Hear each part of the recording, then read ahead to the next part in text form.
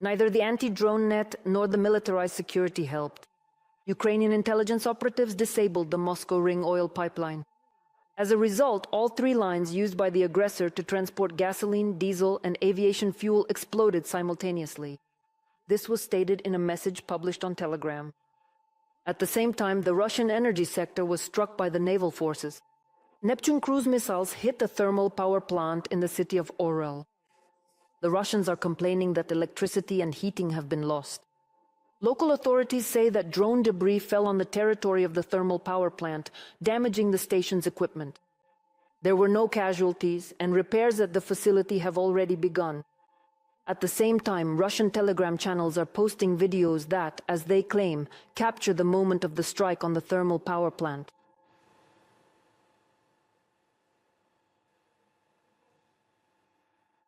Water shortages, lines for water tanks, and constant pipe bursts. These are the realities of life in the temporarily occupied territories. And it's not just in Donetsk. The water crisis is spreading to other regions as well.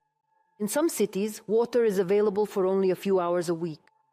Despite this, the occupation authorities continue to insist that everything is fine.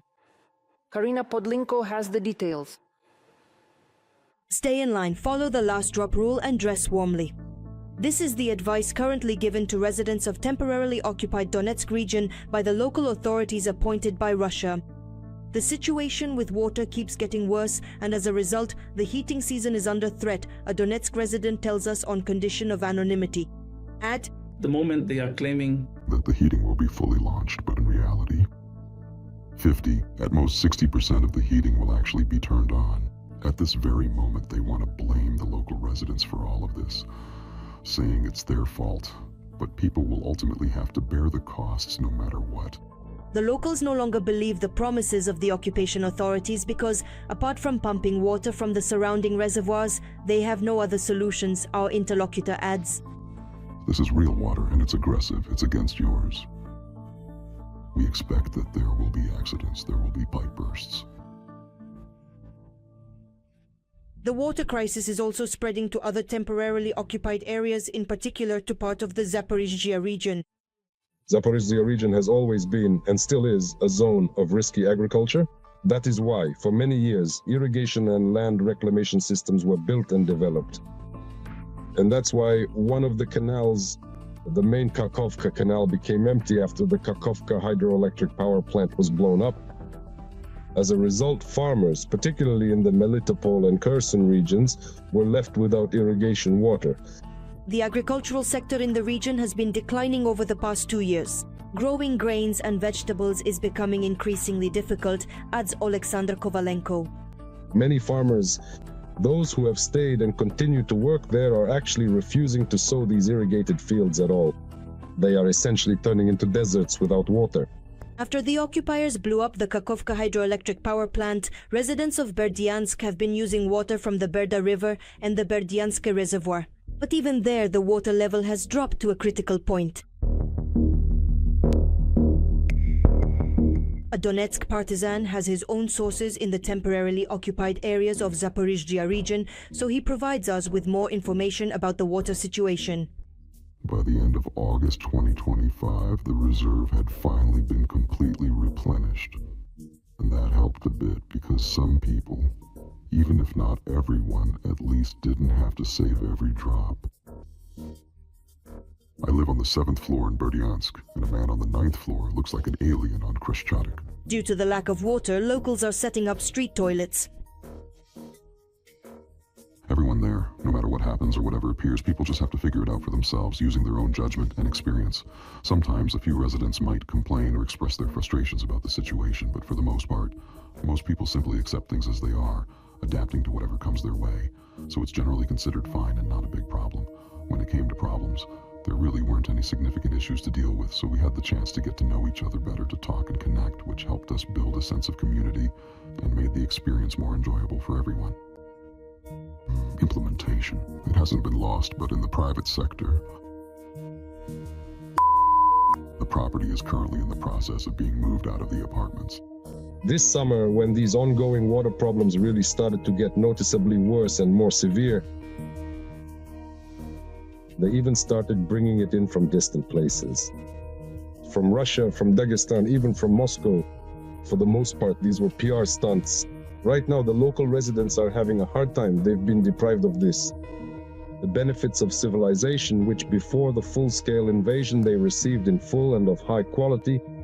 According to the Center for National Resistance, the worst situation with water is in the temporarily occupied areas of Donetsk and Luhansk regions, followed by the temporarily occupied Crimea and the temporarily occupied parts of Zaporizhzhia and Kherson regions. In Crimea, especially in the eastern region, it is already being predicted that the water supply will last for only 2 to 3 months. The situation in Crimea is made worse by the fact that the military always gets priority. In Balushti, for example, water supply has been restricted, and we believe that in the coming months this will spread throughout all of Kiev. In the Ostrov-Sonska region, the water crisis is also coming to an end. There are no new ones. There are no other sources from which the supply can be replenished. The situation is getting worse, and sooner or later it will become as critical as it is in Donbas. The occupation authorities continue to make empty promises and come up with made-up advice. For example, in Donetsk, people are advised to wrap faucets and pipes on outdoor tanks with cloth or foam rubber so they don't freeze. But there are no real actions being taken. Karina Podlinko, Vadim Verba, Ihor Tkach, Rada TV channel for the summary program Yedyni Novyny. They are actively destroying the enemy and preventing them from advancing toward Kostiantynivka. This is in Donetsk region. At the same time, the occupiers have rotated their troops there and will again try to advance on this city using equipment, according to the soldiers defending Kostiantynivka.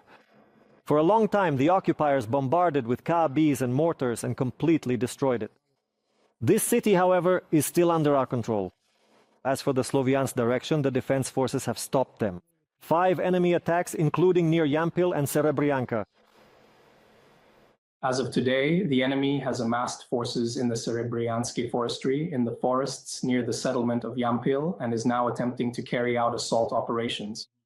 They are also trying to use motor vehicles, which makes sense for quick movement and to support logistics. Heavy equipment, tanks, and IFVs are not typical for this direction. Overnight, the unmanned systems forces of the armed forces of Ukraine struck 5 substations in Russia.